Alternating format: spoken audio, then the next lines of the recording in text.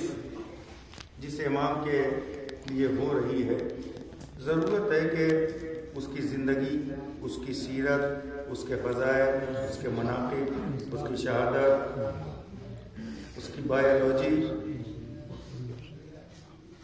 پر روشنی ضرور ڈالی جائے تاکہ ہماری موجودہ نسلیں اور آئندہ نسلیں اس سے واقفیت پیدا کر سکیں۔ پروردگار عالم نے تمہیدی طور پہ چند کلمات اور پھر ساتھ امام کا جو فرمان میں نے آپ کے سامنے پیش کیا ہے اس پر تھوڑی سی روشنی ڈالوں گا، اور ذکر شہادت کے بعد مجلس اختتام پذیر ہوگی اور شبیہ تابوت کی حضرات زیارت کریں گے۔ پروردگار عالم نے جب کچھ نہ تھا، وہ خود اکیلا اور تنہا تھا۔ توجہ کیجیے،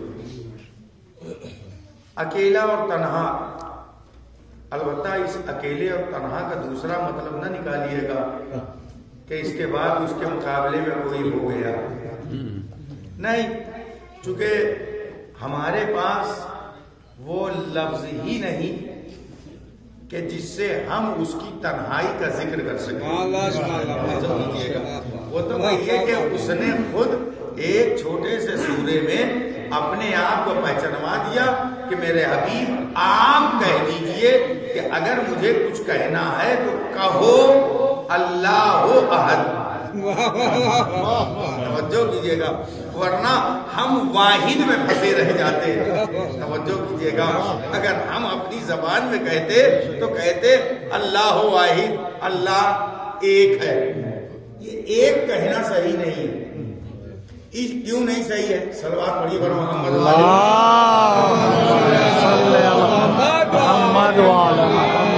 یاد کرانے کے لیے کہ اللہ ایک ہے، جبکہ احد کے معنی ایک ہے ہی نہیں۔ عربی زبان میں ایک کو واحد کہتے ہیں۔ توجہ کیجئے گا، احد اور واحد میں فرق کیا ہوا؟ کہا یہ کہ دیکھو اللہ واحد نہیں ہے، کیوں؟ ایک کیوں نہیں ہے؟ کہ اگر ایک کہا گیا تو ہر ایک کے بعد دوسرے کا تصور بھی ہو سکتا ہے۔ ہر ایک کے بعد دوسرے کا تصور پایا جاتا ہے، یعنی جب ایک کہا گیا تو دوسرے کے وجود کا امکان پایا جاتا ہے۔ ممکن ہے کہ دوسرا بھی ہو سکتا ہے۔ توجہ کیجئے گا، اللہ کے ہاں ممکن بھی نہیں ہے کہ کوئی دوسرا ہو۔ تھوڑی سی توحید سے میں لے کر کے گفتگو چل رہا ہوں اور امامت اور حجت تک لے کر کے جاؤں گا۔ توجہ کیجئے گا کہ اللہ واحد نہیں ہے۔ کیوں واحد نہیں ہے؟ اس لیے کہ ہر واحد کے بعد ثانی کا امکان پایا جاتا ہے۔ اس نے کہا واحد مجھے مت کہنا، بلکہ کہنا ہے تو قل هو اللہ احد۔ وہ ایک نہیں ہے، اکیلا ہے۔ وہ ایک نہیں ہے، اکیلا ہے۔ اکیلے کے بعد دوسرے کا کوئی تصور ہی نہیں۔ سلوات پڑھیے بر محمد وآل محمد۔ اس اکیلے کو اس طریقے سے محسوس کر سکتے کہ کسی نے پوچھا مولانا صاحب آپ کے کتنے بیٹے ہیں؟ میں نے کہا ایک یہ ہے۔ میں نے کہا کہ ایک یہ ہے، تو اس کا مطلب کیا ہوا؟ یعنی دوسرے کا بھی امکان ہے۔ توجہ کیجئے گا، اور جب میں نے کہا یہ اکلوتا ہے، صلوات پڑھیے بر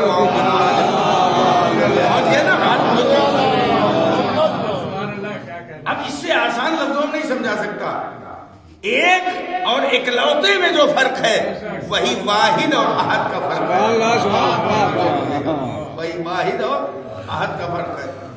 تو پروردگار عالم، اب میں نے ایک کا لفظ واپس لیا، پروردگار عالم جب احد تھا تو اسے یہ محسوس ہوا کہ میں پہچانا جاؤں۔ جب اس نے یہ چاہا کہ میں پہچانا جاؤں تو کوئی تو ہو کہ جو پہچانے. اب ضرورت یہ پیش آئے گی کہ نہیں کہ میں پہچانا جاؤں, میں اپنے گھر میں بیٹھا رہوں اور کہوں کہ مجھے ایک خطیب کی حیثیت سے رنوں میں جانا جائے.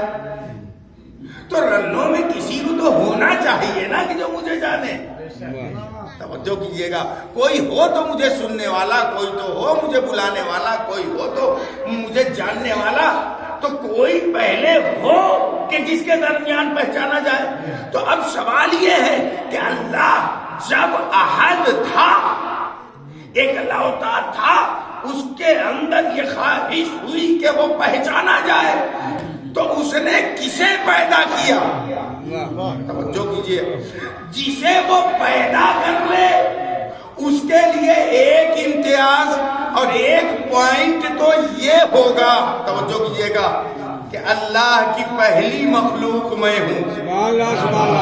توجہ کیجیے گا بھائی, اللہ کی پہلی مخلوق کا مطلب کہ اللہ کی پہلی مخلوق میں ہوں, تو اس کا مطلب یہ سب سے بڑا امتیاز ہے کہ اللہ کی پہلی مخلوق میں ہوں. توجہ کیجیے گا, وہ کون سی ذات تھی؟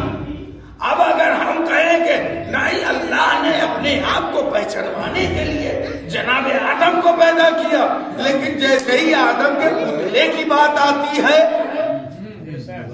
بڑے ڈھیر سب وجود نکل آتے ہیں, ملک نہیں ملائکہ, جو ملک نہیں ملائکہ, جن نہیں اجنہ. توجہ کیجیے گا, اور وہاں ان میں بھی سید الملائکہ, یعنی جب ملائکہ کا سردار ہے تو گویا کہ ملائکہ کی ایک فوج موجود ہے. تو اس کا مطلب آدم کے پہلے کوئی نہ کوئی وجود ہے, سمجھیے گا, کوئی نہ کوئی وجود ہے, لیکن اللہ ابھی بھی نہ پہچانا گیا. توجہ کیجیے گا, اللہ ابھی نہیں پہچانا گیا. کوئی ایک ذات ہو کا آدم ہی کی خلقت میں بھید یہ کھلا کہ اللہ کو پہچاننے والے کوئی اور ہیں. ذرا غور کیجیے گا, میں ایک منزل پہ لے کر کے جا رہا ہوں کہ اللہ کو پہچاننے والے کوئی اور ہیں جو آدم سے پہلے ہیں. کا یہ بھید کیسے کھلے گا؟ کہ آدم کو سجدہ کروانا مقصد تھوڑی تھا. کاش میری بات پہنچ جائے, آدم کو سجدہ کروانا مقصد نہیں تھا, فرشتوں اور جناتوں سے یہ بتانا مقصد تھا آدم سے پہلے بھی کوئی ہے. آدم سے پہلے ابھی نہیں پہنچے آپ, آدم سے پہلے بھی کوئی ہے. کہا کہ دیکھو ابھی آدم کو پیدا, جب تک سارا معاملہ ہوتا رہا کہ سجدہ کریں گے نہیں کریں گے, وہ ساری داستان مجھے نہیں پڑھنا ہے. کہا کہ زمین پہ خلیفہ بنانے والا ہوں, تو پھر اس میں بات ہوئی کہ قتل و غارت گری والے کو, اور یہ وہ دنیا بھر کی باتیں ہوئی. بہرحال جسے سجدہ کرنا تھا اس نے کر لیا, جسے نہیں کرنا تھا اس نے نہیں کیا. تو اب اللہ کو یہ بتانا تھا پہلے مرحلے میں کہ جسے سجدہ کروایا جا رہا ہے اور جس سے سجدہ کروایا جا رہا ہے دونوں میں فرق ہے. پہلے مرحلے میں یہ بتانا تھا کہ جسے سجدہ کروایا جا رہا ہے اور جس سے سجدہ کروایا جا رہا ہے یہ دو شخصیتیں. سجدہ کس کے سامنے کروایا جا رہا تھا؟ جناب آدم. کس سے کروایا جا رہا تھا؟ جو بھی مخلوق اس وقت تھی, توجہ, جو بھی مخلوق تھی اسے سجدہ کروایا جا رہا تھا. اب انہیں یہ بتانا تھا کہ کیوں سجدہ کروایا جا رہا ہے. کا سجدہ اس لیے کروایا جا رہا تھا تاکہ بتایا جا سکے تم میں افضل کون ہے, مفضول کون ہے. توجہ کیجیے گا, افضل کون ہے, مفضول کون ہے. کم سے کم آدم کی خلقت نے یہ بتایا جو افضل ہو اس کے سامنے سر کو جھکایا جاتا ہے. جو افضل ہوتا ہے اس کے سامنے سر کو جھکایا جاتا ہے. اب کوئی ہمیں یہ نہ بتائے مفضول ہوتے ہوئے انہیں آگے بڑھا دیا گیا, افضل رہ